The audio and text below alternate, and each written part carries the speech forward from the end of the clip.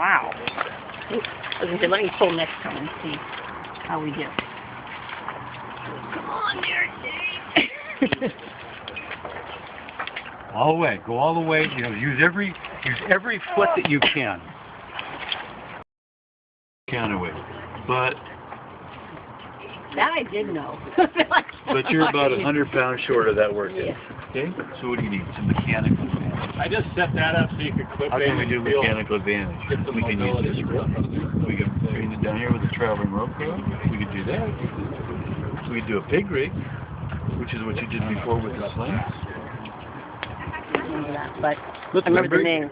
Remember okay. you did the back 2 and to forth? 1? Uh-huh. Okay. Remember? Yeah, that's how I'd done it the last time I was here with Kurt. We had a separate.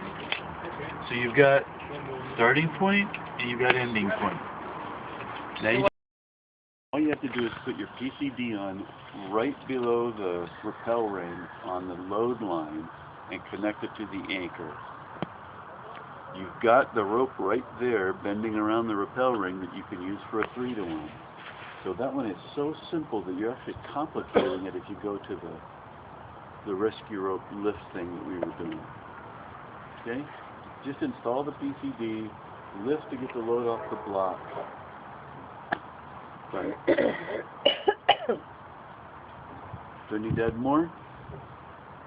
Your core is going to be a 3 to 1. You have to do a temporary lift to get the load off the block and put it onto the PCB. Block comes off.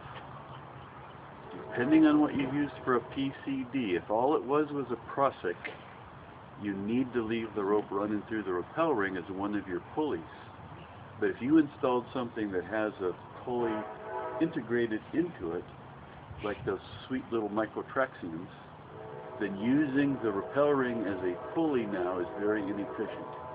So you need to grab that little piece of rope between the microtraxion or your PCB and the rappel ring, so the rope bends around it and it becomes self-mounted.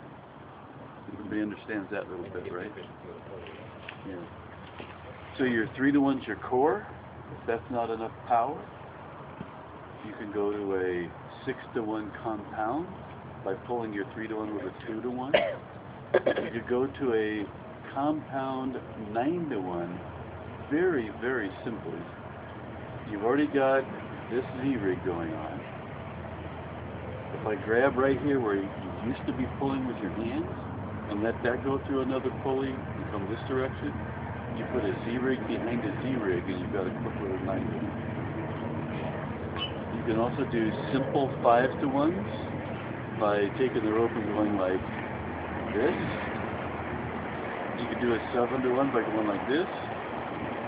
You could do a 9 to 1 by going like this. But you all understand you lose efficiency every time you're putting those ropes side by side because of friction. If you've got pulleys, put them in. Last night, the last thing I did was haul Cat up, and we set up, Keith and I, with pulleys. You had 3 pulleys. We had 3 pulleys, and it was a 5 to 1. Which is with a 5 to 1, which is dramatically different than what Duffy had. Put a PCB on. I don't want to see somebody building a Z before I see a PCB on the system. Absolutely first thing, PCD. Right up there by the rappel ring, connected to the anchor. Next step with a static block was to lift to get the load off of the static block. You have a contingency system. You don't need a lift. Lower onto it. Release your contingency system. You're only going to lower that much. And now the load's on the PCB. Take your contingency system off. Build a 3 to 1. And if it's not enough power, add a 2 to 1 to that or whatever.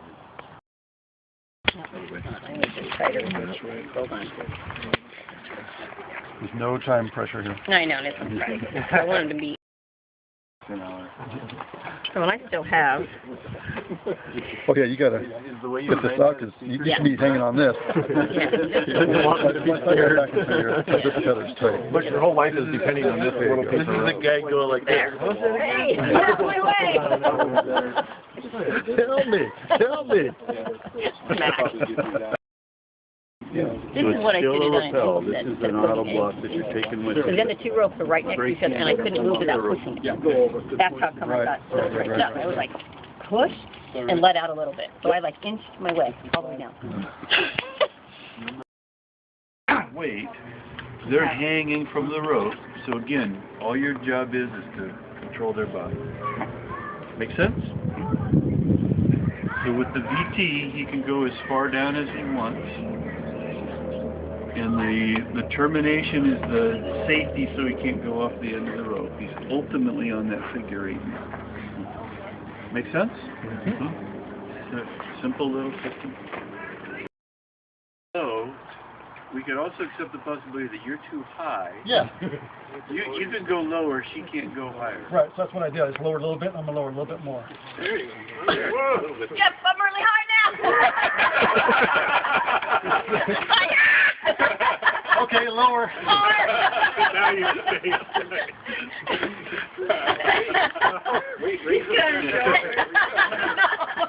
Yeah, get on his shoulders. Absolutely. Is already on their rope and they're in trouble, and you need to go down and get them onto your system so you can get them off of theirs. Okay? This is probably more of an emergency situation. So there's probably more adrenaline pumping and so on. And the biggest mistake that people make is they're in such a hurry, even during practice, that they rig their rappel right here and they go over the side. And then they get down there and they say, oh crap, independent movement. Okay? Before you leave the top, you should have rigged your rappelling device to an extension. This time, you can't be so long that you can't reach it. Because what you're going to do when you get just above your incline is you're going to stop and lock off. And if your rappelling device is out of reach, you can't lock off.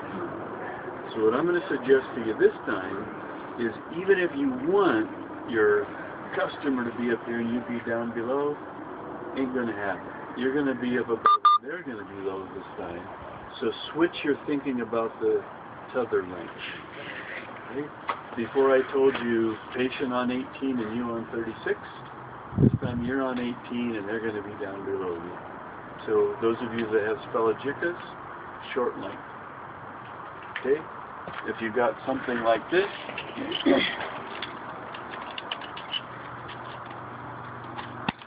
short length. Okay? You've got to be able to lock it off. So you're rappelling. I'm right-handed, so when I throw my rescue rope down, I'm going to make sure that I come down on this side of my patient. I'm not going to throw it over here, because now my brake hand is right here. Okay? So you're coming down this way, and I want you to stop and see if you can reach. You can't. Go a little bit further. I can reach. And I don't mean I can reach. I mean I can reach. Okay? And lock off. When you lock off your rappelling device, it's going to become an anchor for a hauling system. Okay? So it needs to be securely locked off. Now take a carabiner and put it in your lanyard, or your carabiner or whatever, and this is where those little yellow slings come in. If that is your sling, you've got a rappel ring on it. Your carabiner is out here with your rappel device on it, and you can clip right into that little ring. Okay? So if you've got a rescue rope, put the end of the rescue rope on that carabiner. The rescue rope comes down here through a micro traction if you have it, because that's the perfect tool for this.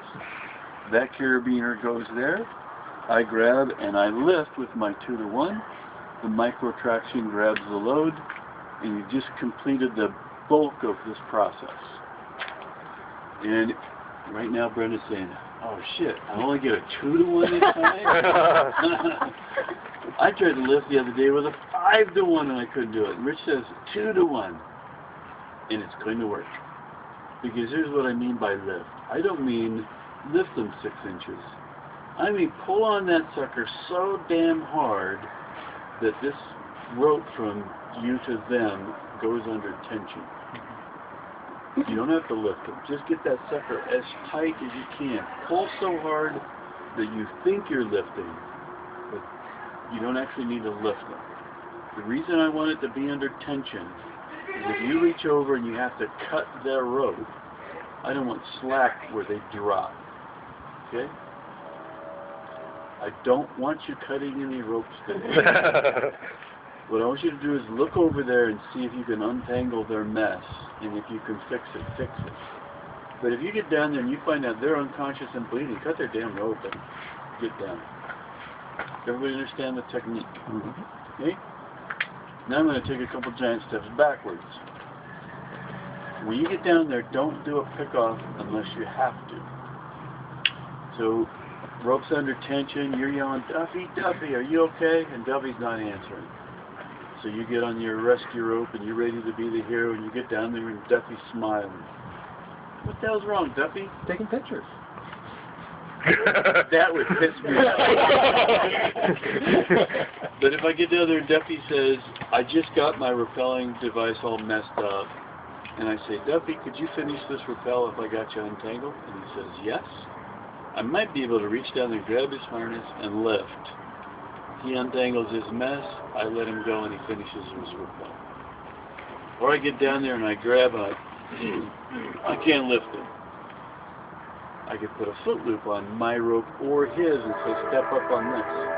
He gets his weight off, he untangles his mess, and he goes. So go for a simple solution, because you might have to ascend back up and take care of the rest of your crew. So don't do a pick-off unless you have to. You get down there and you find out, like I say, he's unconscious, bleeding. You might have to do some first aid hanging on the wall, and then cut his rope, and then get him out. Listen to do your lifting. And how is that much better than this? I mean, I can put a beaner here too. You could, but then you run the risk of cross-loading your carabiner if it comes the wrong direction. It gives me a nice solid anchor. I can do different things with it. Yeah. Plus, I made $20 in your butt.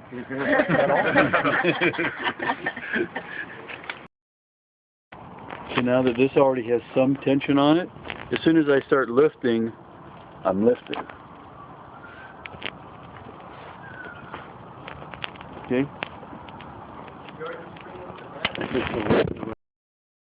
At this point, you come down here and you undo his rappelling device, disconnect it from his rope, and then finish your rappel in this position. Friction for two. Okay, Dave came down rigging his rappelling device for himself. Now he's got double meat. What do we want him to do for that extra friction? VT. Yeah. Yep. So one of your challenges in putting the VT on is right now there's rope wrapped around here because he had to lock off of his totem. Then he puts his VT prusik on and it's got tension right here and he's feeling comfortable. And then he realizes, shit, there's probably 2 feet of rope wrapped around this. And when I take this 2 feet of rope off, my VT is no longer under tension. Deal with it. It is not that complicated. As you take it off, just be in control with your brake hand. I see people up there thinking, well, I'm going to hold myself here and move my VT up. Don't bother. Just rappel 2 feet and your VT catches and you're done. You can control the extra weight for 2 feet. Just get a good grip on that rope and go like this. And the other part of this is when you're rigging it up there, and you normally rig just standard figure 8, you know you're going to pick somebody off, put it in Bertocco mode. Put extra friction in there. Go. Go play. Oh, thank you, Vanner. Okay. Now take the cord and do a close hit.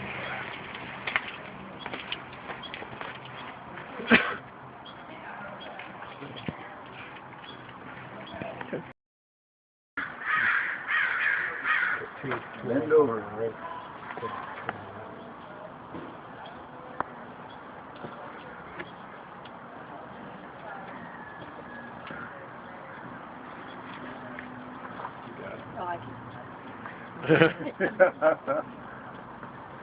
Still a lot of stretching.